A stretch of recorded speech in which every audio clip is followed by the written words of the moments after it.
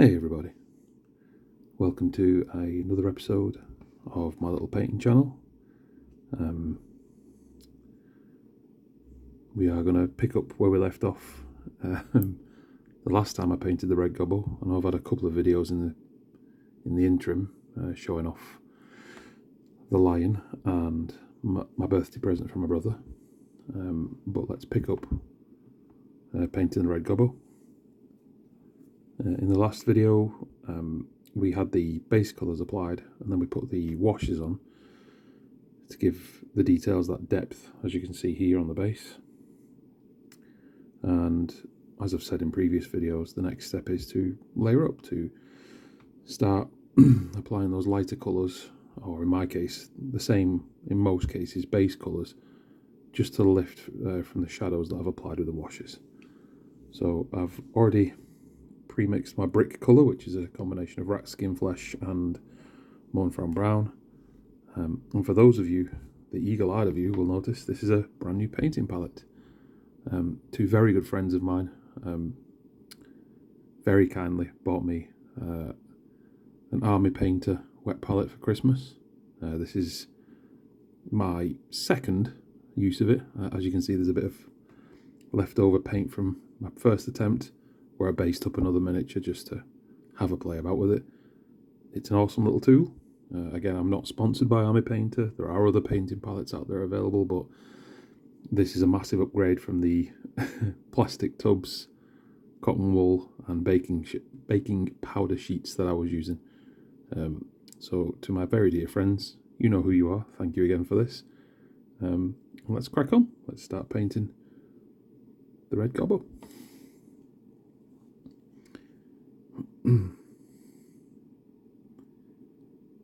So, as I've said in previous videos,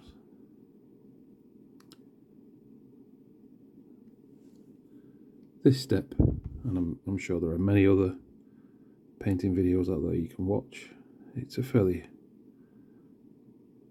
self-explanatory step, really. You paint in those surface areas where the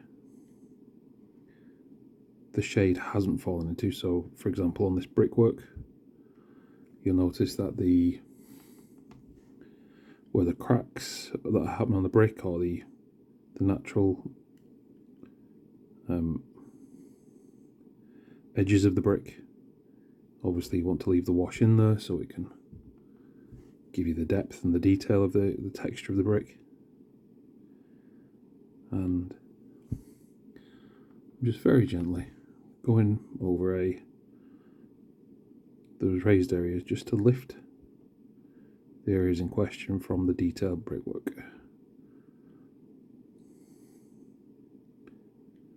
And I've said in the past that, you know, up until this point it doesn't matter too much if you make mistakes. Indeed, it doesn't really matter too much if you make mistakes at any stage of a paint. It is just a hobby after all.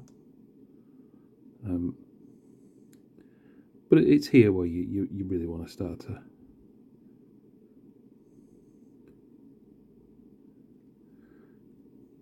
be a bit more careful,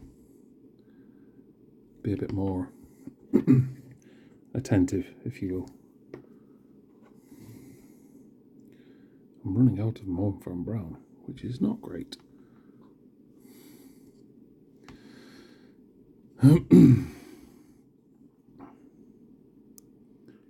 But yeah, it's it pays dividends to just be a little bit more careful at this stage, because this is where we start to really get into the nooks and crannies, and you really, this is where you want to start. What's the word I'm looking for? Not showing off, but this is the detail. This is where it pays to be a bit more careful, a bit more.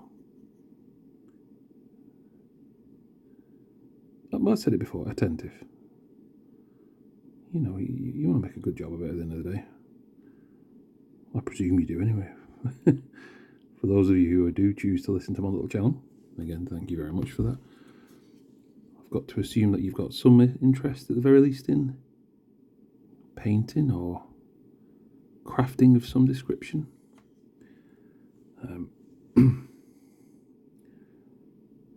You know, for those of you who do paint miniatures or indeed craft on any scale, I guess, details matter.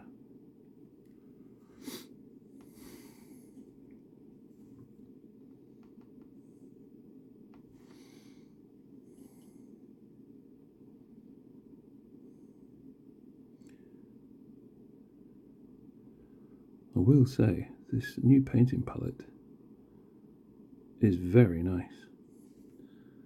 It does exactly what you'd expect it to do, keeps your paints wet. It's the idea of a wet palette after all. But the design of it, of course, is that, you know, it has a lid. And once you finish your painting for the day or the night or whatever it is you paint, you put the lid back on it to keep the moisture rather, within the foam. You know, it keeps your paints wetter for longer, I guess. It's great. Very impressed.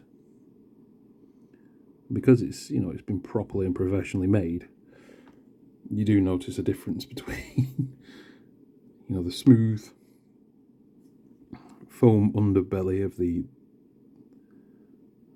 the palette itself, and then the nice sheet on top of it, rather than the somewhat coarse homemade version. Don't get me wrong, they both do the same job. I'm not necessarily saying anybody has to go out and buy you know, a wet palette. Personal preference, after all. That said, just with my very limited experience of it so far, it's really nice. So, to my very dear friends, thank you again. It's lovely.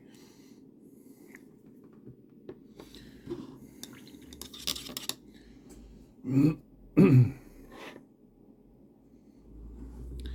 what I want to do is I'm going to slightly go off. Normally I'd apply to, you know, this layer of paints across the whole of the model before I start working into edge highlighting. But this brickwork's kind of self-contained, so I'm just gonna go straight into the edge highlighting on this. I may do another level of it after, but I just want to get straight into it, to be honest. It keeps it interesting for you, the watcher as well, the viewer as well. You know, if I'm just... These are, as you can see, I'm not using a fine detail brush at this point. And that's deliberate. Why, I hear you ask? These highlights, yes, they are edge highlights, and yes, they are, you know, but they're kind of almost like not a base level of highlight, but a primer highlight. You know, it's quite chunky, if you will. And that's deliberate, because when I get around to proper edge highlighting later on with a much more fine detail brush, to really pick out those spots, I feel that this process kind of, it puts a nice base down for you to follow, first of all. And I like the end result. It looks almost, if you get it right, if you get your mid-tones right, it almost feels a little bit like you've wet blended, but not. You know, you've got those mid-tones working with the base colour. And then when it become more evident when I do apply it. I think I'll be using a bone colour of some description to really pick out the edge highlights on the brick. But you'll see that this foundational layer of edge highlighting, let's call it, it lifts the edge highlights, but without the contrast between the bone, say, and the red of the brick. Without it, it would be a bit much, shall we say? Yeah, a bit much. So that's why I'm not being especially precious at the moment with the edge highlighting. Certainly not using a edge highlighting brush, or at least a detail brush, if you will. Perhaps I should. There's an argument to be made for it, certainly. Many painters the world around do. But as I've established, I'm not exactly a competition painter. As I said in the first video, really, one of the reasons I've put this little channel up, because I enjoy it. I genuinely enjoy this process of just nattering away whilst I do some painting. It also keeps me honest, to be honest. I think I shot the first couple of videos about the red Gobbo in December. We're now in January, almost in February. As you can tell, it takes me a while to paint a model. And as I did say in the first couple of videos, I'm very much a paint by muse. If the muse isn't there, I'm just not painting. I've got to be in the mood to paint and to create and craft. But sometimes it's nice to keep you. I was looking at the model, it was sat on my desk, and I thought, you know what, I really should finish that soon. Christmas has been and gone, of course it has. But, part of me wants to start painting any number of other miniatures I've got. I ordered the new Deathwing Assault range of minis over the weekend. Can't wait for those to come in. As we all know, I'm a big old Dark Angels player, so woo! New Belial, new Terminators, get in. I also really like painting my Eldar. Warhammer the Old World has recently been re-released, so naturally I bought myself the Empire General on Griffin for my birthday. I'm like, ooh, should I paint that? I thought, you know what, no. Let's do one project at a time. Let's at least try and finish the red Gobbo before I'm going to move on to the many projects that I have going on. So yeah, so here we are this evening.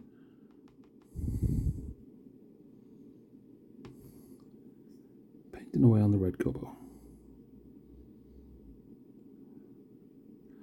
I will say, for those viewers who are, shall we say, more particular and in how they work, apologies for the slapdash approach to detail painting.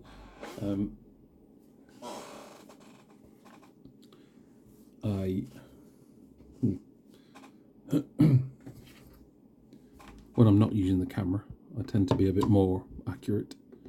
I certainly use my dual lenses thing to make sure I can see what I'm doing.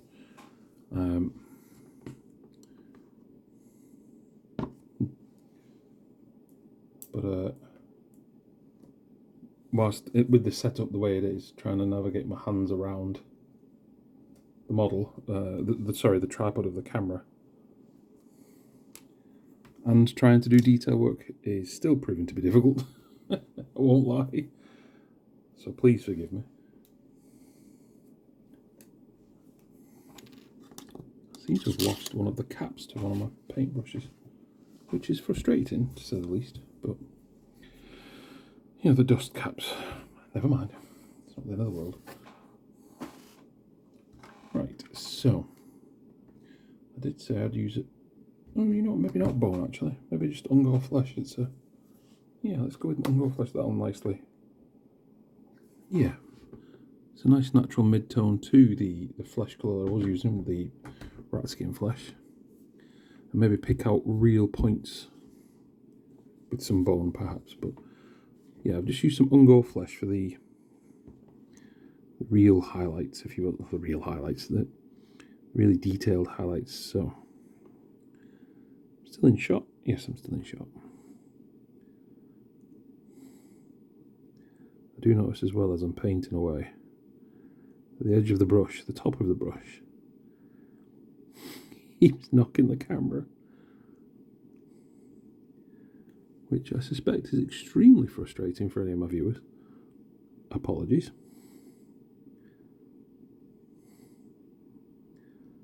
Again, the setup I currently have is less than ideal for this kind of video, but it's fun, isn't it? It's a bit of... I'm still enjoying doing it. I'm still enjoying creating. I'm a YouTube creator now, content creator. Never thought I'd be one of them. You know, for the years that YouTube have been out, you see all these people who make all sorts of wonderful videos, and less than wonderful on occasion, but you know, the good stuff. You think, wow, I'd like to do that. And I suppose that now I am officially a content creator. I mean, I'm by no means a professional, far from it. As we've covered in previous videos, there are any number of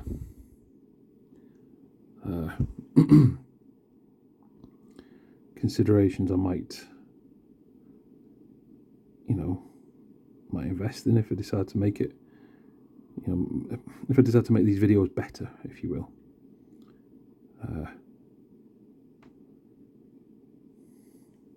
Better camera, better microphone. Well, a microphone. I still use the onboard microphone of my phone, which I'm using to film this. Yeah, that was quite nice, I think. Yeah, I'm quite fond of that.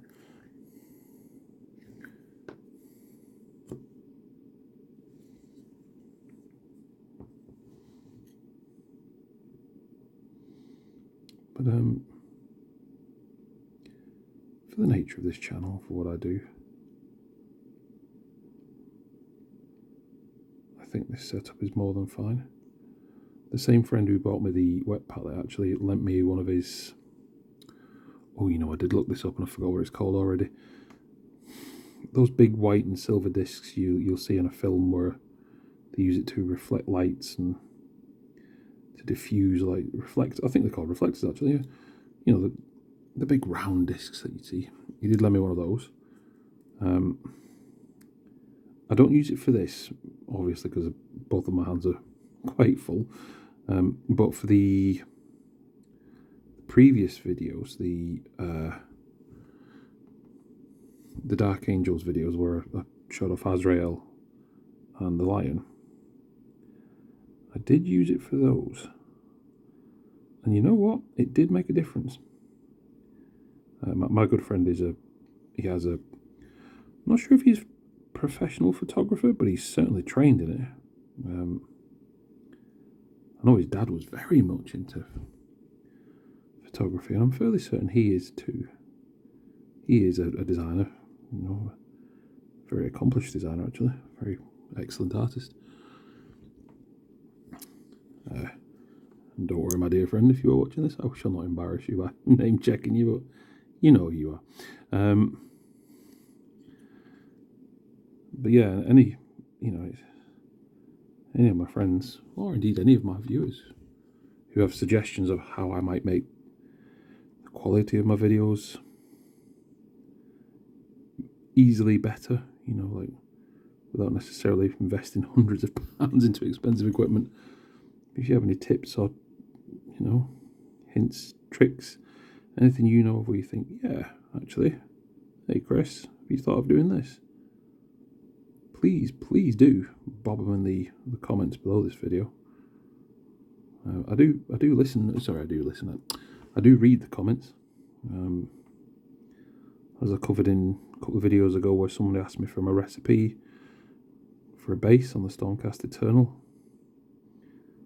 I did respond to that viewer again, whose name escapes me now. I'm so sorry. I've not got a very good memory. But again, thank you very much. It's always nice to, have people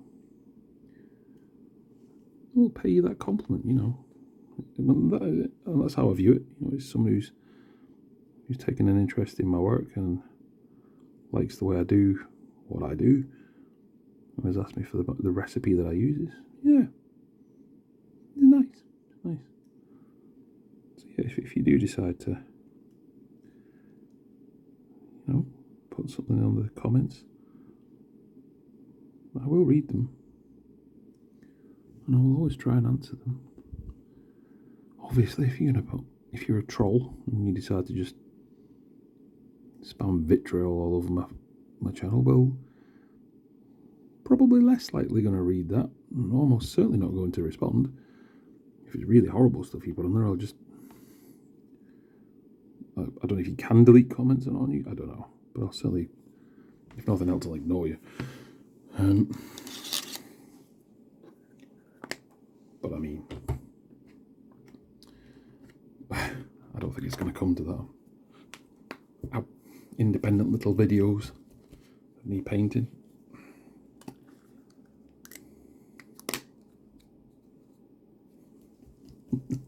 Having to give one of my paints a good old shake. It's not been used in a very long time.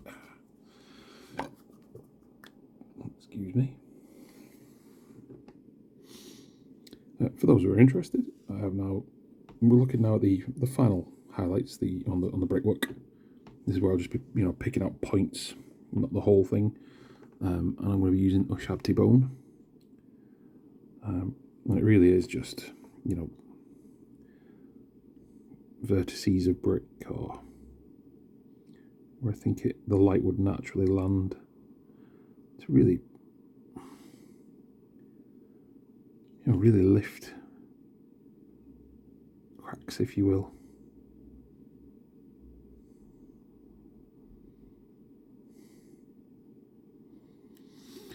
This is what I was talking about earlier on, where had I have gone straight to this bone, the contrast would have been quite heavy. Heavy, is that the right term? Probably not. Bit of a mix there, a mistake there. Going straight into the bone onto the red brick would have been a bit much, and I don't want to do that. For all that I say, I'm not exactly the world's best painter, and I'm not. I do take pride in my work. I do like to do as good a job as I can. So that build-up of the edge layers, this is what I was talking about, where when I finally get around to the final highlight, it becomes subtle, almost. Almost the opposite of what you want from a highlight, but you want your highlights still to look, reasonably authentic.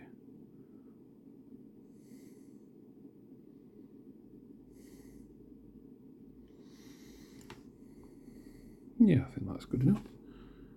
Like I say, you're not doing every edge highlight, you're just picking out bits where, just where you think the light would naturally catch, or sometimes just where it's interesting, and where you think, I want to draw the eye to that point. I suspect any of the professional painters out there in the world, if any of them deign to watch my video, will be like, no, Chris, no. You need to look at, where the light would naturally fall and how the light would behave with the brickwork. And if I was a professional artist, I couldn't agree more. Indeed, I did get my A-level in art. I'm sure I've covered that previously. I understand the concept, but this is just something I do for fun. Something nice, something... Well, it's... let's call it what it is. It's a toy soldier. It's something I do for fun.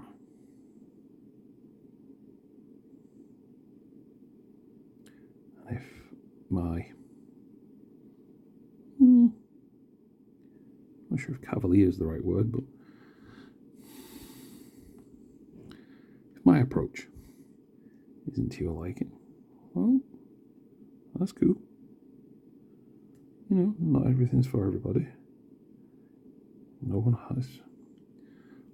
As very happy as I am for anybody who chooses to watch my little channel, certainly not making anybody do it.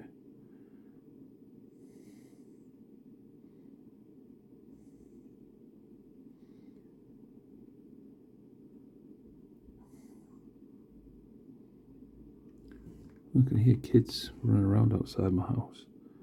I'm not sure if my microphone will pick that up. Hope it doesn't. But if it does, I apologise, dear viewer.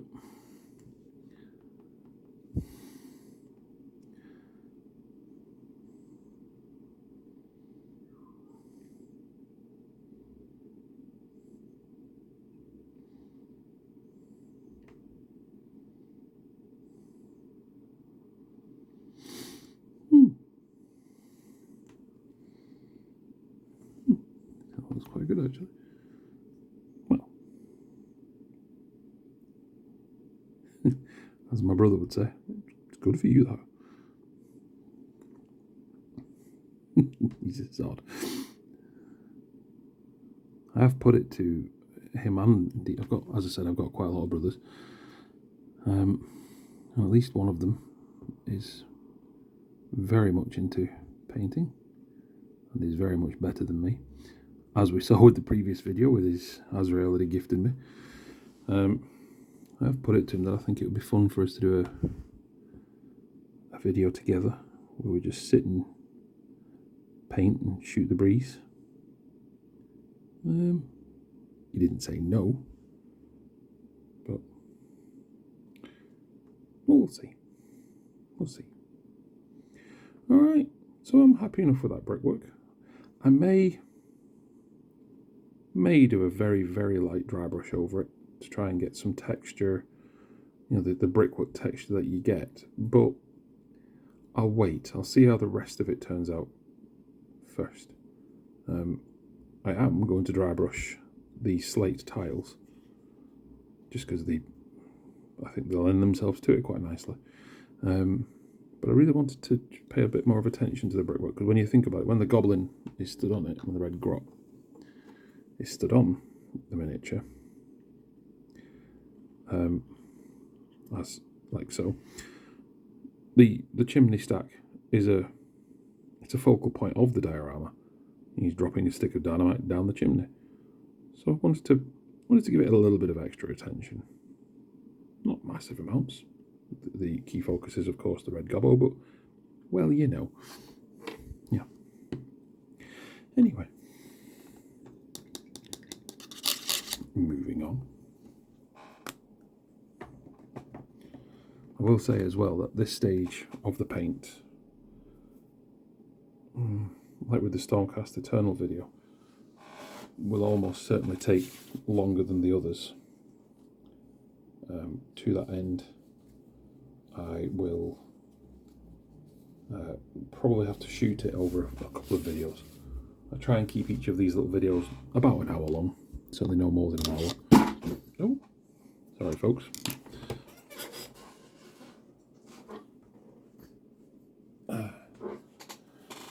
Just went ahead and dropped my my paintbrush caddy like an idiot. And yeah.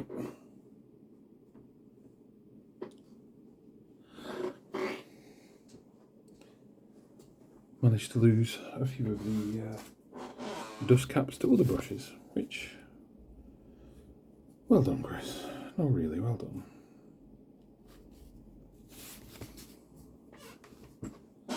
Anyway, I digress. Sorry about that.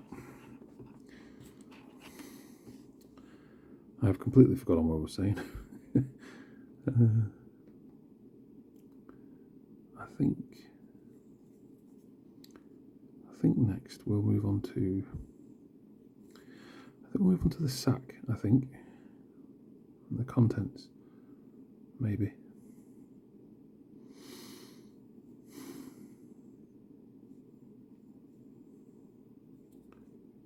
Yeah.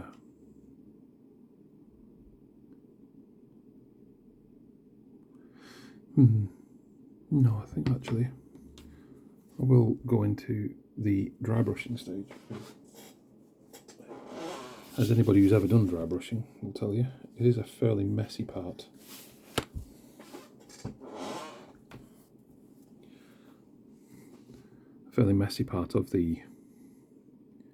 Of painting.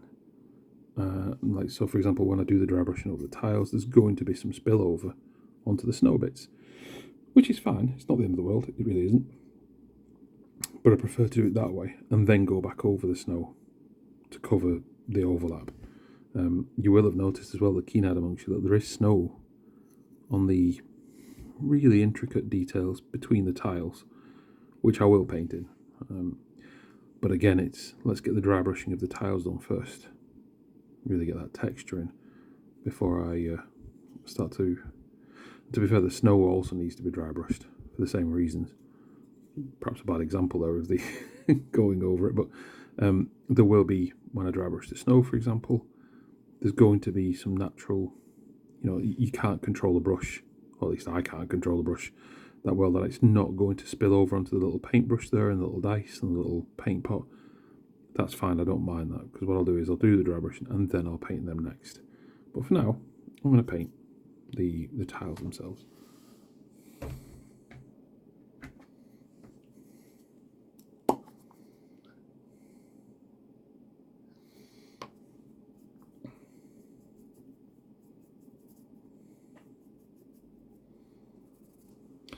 And for anybody who's never done dry brushing before, I'll just move the palette out of the way slightly. Again, I know I've always said that this is not a how to paint video, but at the same time, a part of a crafting video is watching the process. Literally get some paint, put it on tissue, wipe your brush almost completely dry. Not completely, obviously, but so that you've just got that dusting of paint on it. And it's just literally very light reapplication, in this case, of the base colours, just to, get that colour again on the lifted parts of the tiles.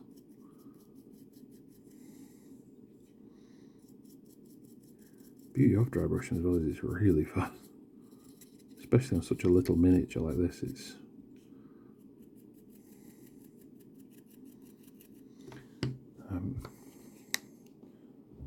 And it really is, it's just a very, very light dusting.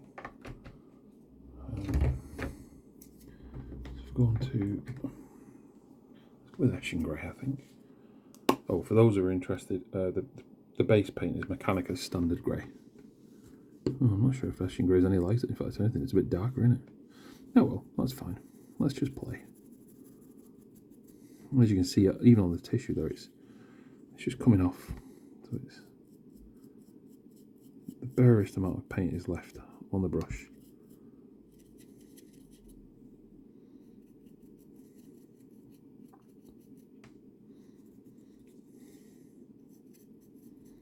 Actually, I'm kind of glad I went with that, to be honest.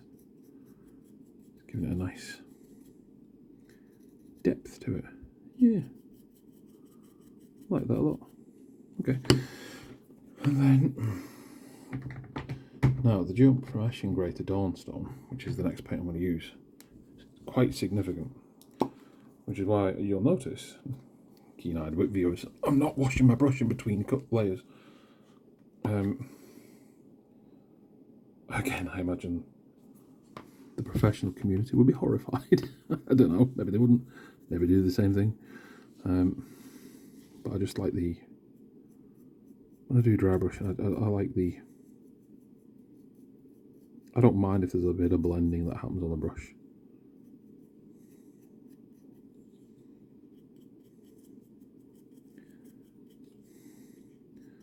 Gives you that mid-tone as well. As with the brickwork on the chimney, I don't want to go straight into the lighter colours. I want to build up to them.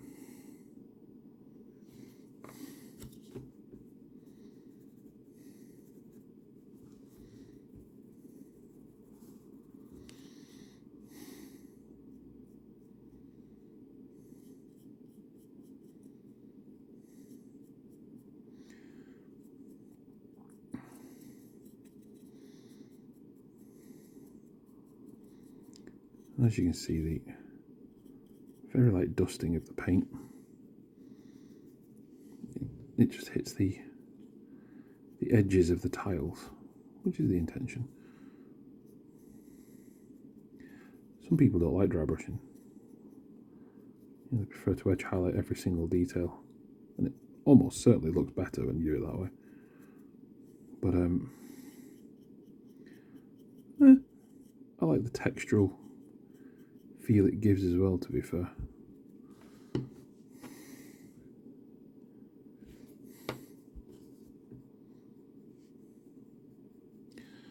I need to go a bit lighter next, actually. No, still got a bit more.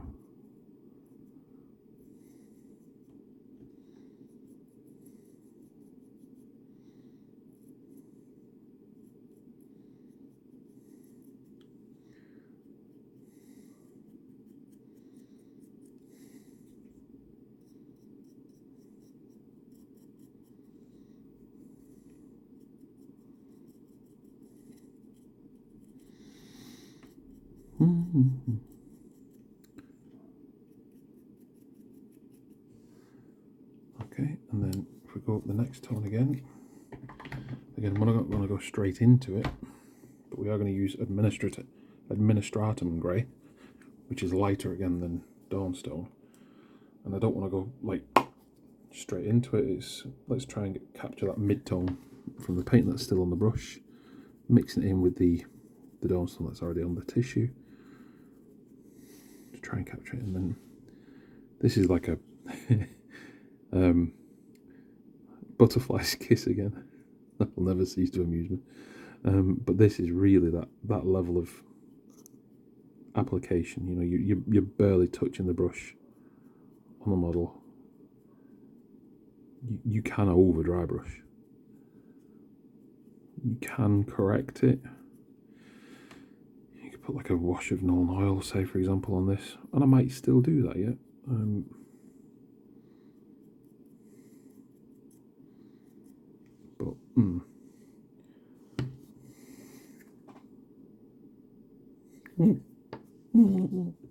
Butterfly kiss.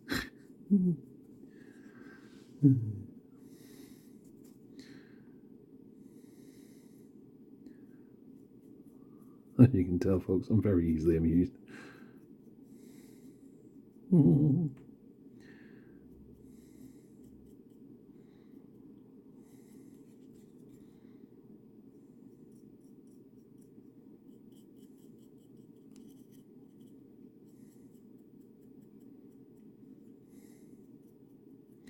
I think that'll do us.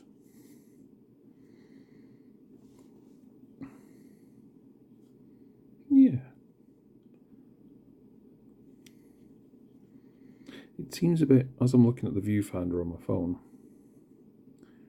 it does feel like there's perhaps a bit too much light to really it feels a bit washed out, perhaps. Is that the right term? Maybe, I don't know. Again, any of the photographers who may or may not be watching this, I imagine they're screaming at me saying, no, you should have done this, this and this, and you set up. And again, if you're of that way, if you're that minded, please do let me know. But when as I'm looking at the model in the flesh, so to speak, it does look not quite as washed out. And again, when this finished, as you know, I put it onto the turntable, put it into a lighting box, and I do pay attention to lighting. So I hope it'll look good, look as good in that finished, in the lighting box shot as I feel it does in the flesh, quote unquote. But yeah, we'll see. Anyway, I'm blethering on. Apologies. So I'm actually going to start with Administratum Grey for the next bit, which is the snow. Again, we're just dry brushing, nothing too fancy. I will move to a different part of the paintbrush, and you'll have probably heard that I've washed my brush off, because as I'm going to be building up the snow levels, I don't want the dark greys, obviously not. It's snow, it's white. But I am building up, so all shall become evident.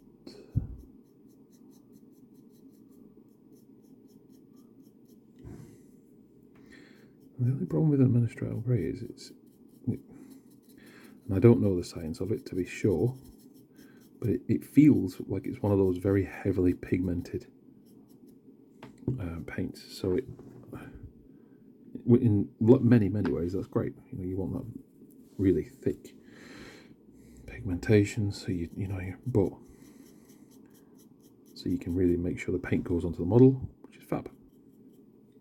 The downside to it is that it also dries extremely fast, which is great if you're wanting the model to dry fast.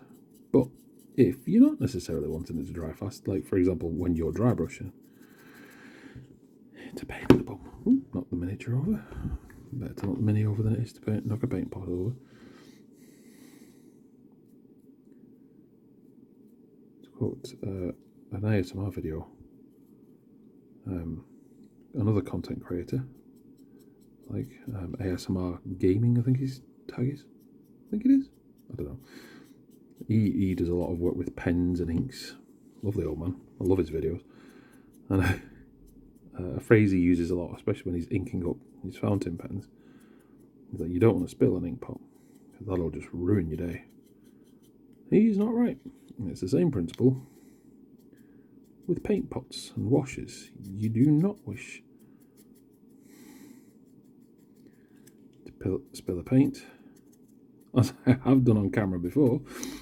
I think it was the previous video, previous proper video anyway.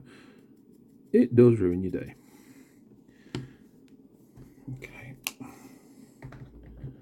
let's moving on. Yeah, all going great. Oh, sorry, Ultra and Grey.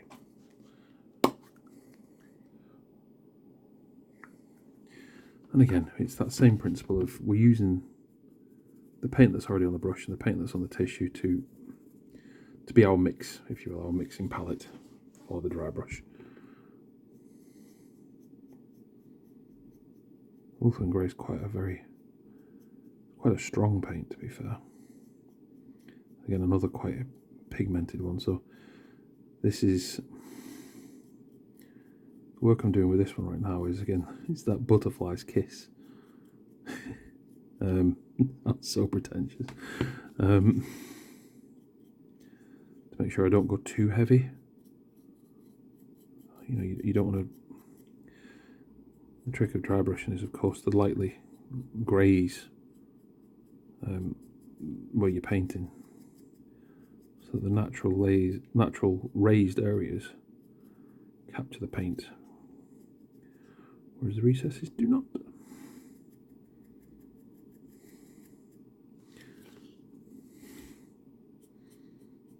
It's a wonderful paint though. The first time I ever used Ultra and Grey was way back in the day, when not Warhammer the Old World, but Warhammer Fantasy Battles was still a thing, and I was painting my High Elves, who are from Ulthuan, hence the name. And it was the first time I'd really ever tried to paint white, which, if you can ask any painter, lighter colours like white and yellows and the pale, and they can be a pain to paint. Not always, but Ultra and Grey was my introduction to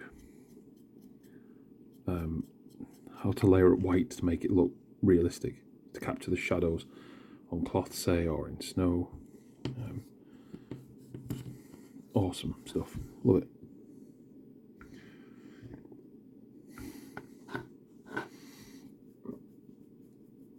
Let's go pure Ulthuan now.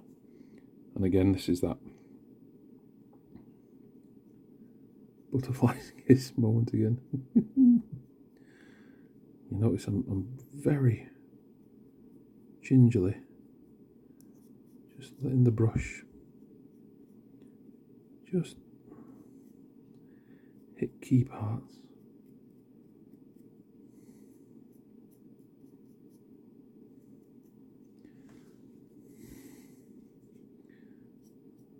Don't want it going on too heavy. Certain parts you don't mind, like where there's a natural build-up of crevices, like with that bit that I've just finished. You don't mind if it goes on quite thick. It's fine. But you know, it's...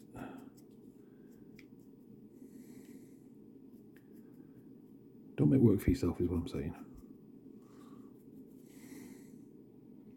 I quite like that. Yeah.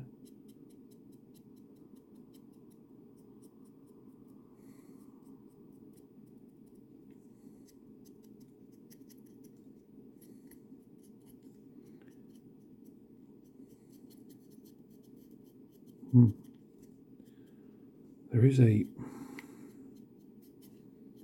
I believe the late great Mr. Bob Ross, he coined the term.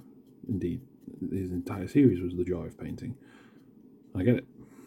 I do get the joy of painting. It's, you know, as you do the paint, whether it's on 2D or 3D or whatever medium you use, as you apply the layers of paint to really bring your subject to life, it's quite nice. I like it. It makes me feel good. What we have? White Scar next? Yes, White Scar. So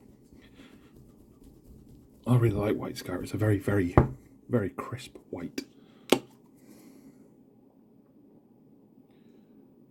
Again, let's mix it up with the greys. Let's really get that,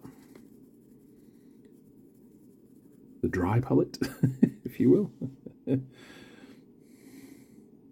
it's just that nice, just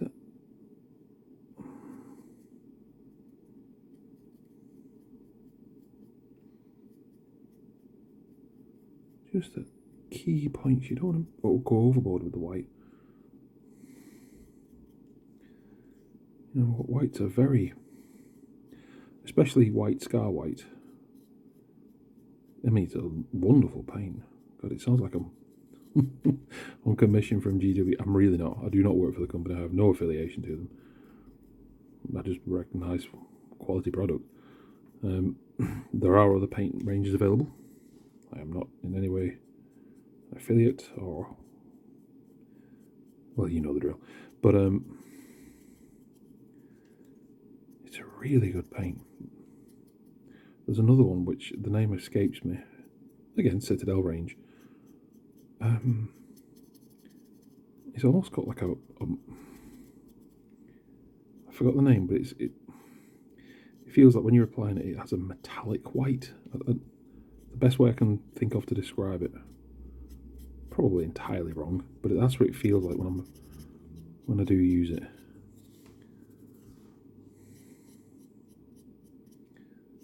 Okay, and then let's just get the pure whites and no mix at all, very sparingly.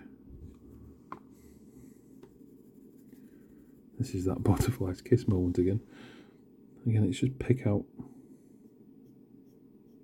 just a gentle, same principle really with the brickwork. You know, I use bone to pick out certain areas. Same thing. I don't want to go all over every point of the snow with brilliant white. I'll let the model choose with the brush where the white would be favoured.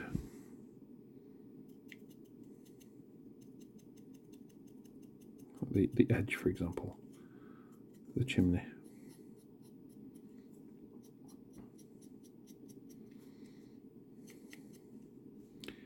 The icicles.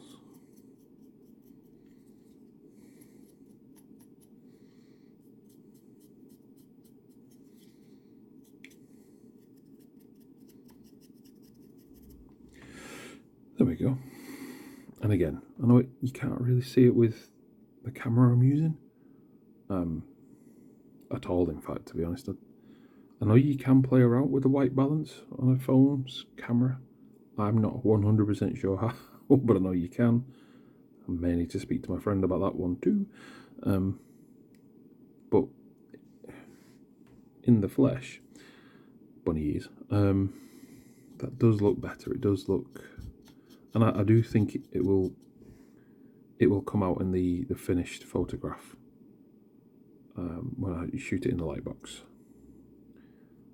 Yeah.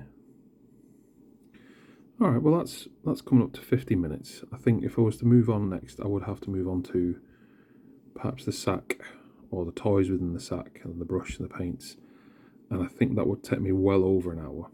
So I'm going to call this video pretty much for the day. Yeah, done quite a bit of layer work there. I'm quite happy with the work I've done today on that one. I will try. I'm not going to make promises I can't keep, but I will try to get the next video up a lot faster than the previous one, or at least cut down the break between videos, if you will, so that the next part of the painting the red gobbo will be up sooner. So yeah. So for anybody who's watched, thank you very much again for your time. If you would like to, please like the video and consider subscribing. That way you get notifications whenever I release a new video. And again, if you have any comments, suggestions, questions, please do drop them into the comments beneath this video. I will answer them. And yeah, thank you very much for watching. Hope you all have a lovely, safe evening. Until next time, ta-ta.